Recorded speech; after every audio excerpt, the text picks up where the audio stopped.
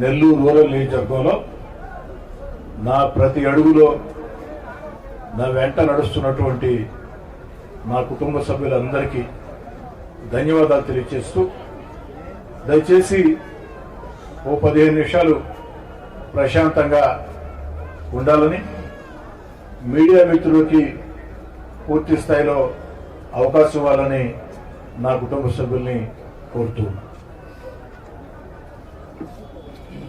నిన్నటి సాయంత్రం ఒక మీడియా మిత్రుడు ఒక వీడియో పంపారు. ఆ మిత్రుడు పంపిన కొన్ని నిమిషాల్లోనే చాలా మంది మీడియా మిత్రులు రకరకాల వార్తలు అన్ని ఛానల్లో కూడా, అటు సోషల్ మీడియాలో కూడా, మెయిన్ స్ట్రీమ్ మీడియాలో కూడా రావటం జరిగింది. ఆ వీడియో చూసిన తర్వాత కొంతసేపు నేనే షాకు గురైన పరిస్థితి.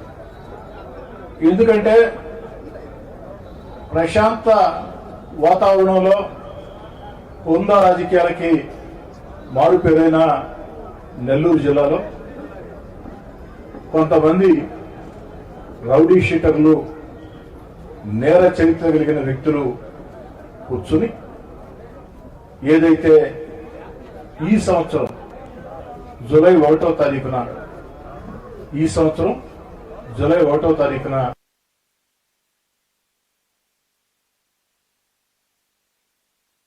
షాకు గురైన పరిస్థితి. అందులో ఒకరంటారు రూరల్ ఎమ్మెల్యేని చంపేస్తే డబ్బే డబ్బు అని, మరొకరంటారు చంపేద్దామని, ఇంకొకరంటారు ఉదయం మాట్లాడుకుందామని. జరిగిన సంఘటన పోలీసులు విచారిస్తూ ఉన్నారు. నేను ఈ నిమిషం దాకా ఎక్కడా ఏ మీడియాతో మాట్లాడలా. మీడియా మిత్రులు మాటా మంతి కార్యక్రమంలో ఒక చిన్న ఆవేదన వ్యక్తం చేశాను. ఏమిటంటే అప్పుడే జిల్లా ఎస్పీ గారి స్టేట్మెంట్ వచ్చింది. 3 రోజుల ముందే మాకు ఈ విషయం తెలుసు, విచారిస్తున్నామని. నేనెందుకు ఆవేదన వ్యక్తం చేశానంటే, బాధ వ్యక్తం చేశానంటే, 3 రోజుల ముందు ఈ వీడియో రూరల్ ఎమ్మెల్యేని చంపేస్తే డబ్బే డబ్బు, చంపేద్దాం, రేపు ఉదయం మాట్లాడుకుందాం. ఈ వీడియో 3 రోజుల ముందే జిల్లా ఎస్పీ గారు నా నోటీసులో ఉందని ప్రకటించారు. కాబట్టి కనీసం నాకు పోలీస్ శాఖ దృష్టికి వచ్చిన వెంటనే ఈ విధంగా వచ్చింది, ఒక వీడియో మా నోటీసులో ఉంది, విచారిస్తున్నాం, మీరు కూడా కాస్త జాగ్రత్తగా ఉండండి, జాగ్రత్త చర్యలు తీసుకోండి అని జిల్లా ఎస్పీ గారు చెప్పి ఉంటే బాగుండేదని జనాంతికంగా మాట్లాడారు. అంతకు మించి ఈ వీడియో మీద నేను ఎక్కడా కూడా ఒక మాట కూడా మాట్లాడలా.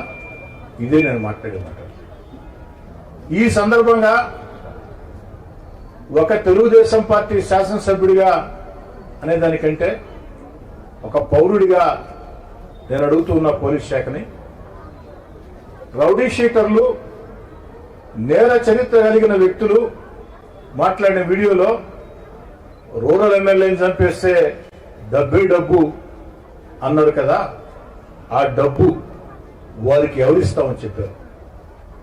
ఆ డబ్బు ఎందుకంటే నేను పౌరుడిగా అడగొచ్చు, కానీ ఈ పౌర సమాజం 1కి 3 సార్లు నన్ను ఎమ్మెల్యే చేసింది. కాబట్టి ఓ ఎమ్మెల్యేని హత్య చేయాలంటే డబ్బు వస్తుందంటే ఆ డబ్బు ఎవరిస్తామని చెప్పారు. ఇది పోలీసు విచారణలో తేడా. అయితే అత్యంత బాధాకరం ఏంటంటే, వచ్చిందయ్యా మన సాక్షి రాలేదా? సాక్షి కూడా వచ్చుంటే బాగుండేది, వారు ప్రశ్నలు అడుగుంటే బాగుండేది. కానీ ఈ వీడియో ఒక అన్ని ఛానల్స్ లో వస్తూ ఉంటే నేనెక్కడ ఒక మాట కూడా దీనికి కారణం ఎవరోని నేను మాట్లాడక ముందే గుమ్మడికాయలా దొంగ ఎవరు అంటే భుజాలు తౌడుకున్నట్టు వైఎస్ఆర్ కాంగ్రెస్ పార్టీ మీడియా రోత పత్రిక సాక్షి, రోత media Sakshi TV, YSR Congress party social media దీని మీద పెద్ద ఎత్తున దుర్మార్గంగా అభండాలు సృష్టిస్తూ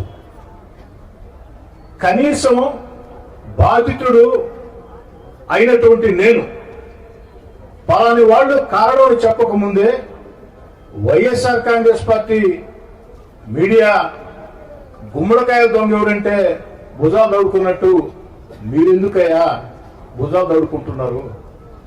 ఆ వీడియో అబద్ధమా? వీడియో నిజమే కదా? వీడియో మాట్లాడిన మాటలు నిజమే కదా? మరి ఆ దిశగా పోలీసులు విచారించాలా?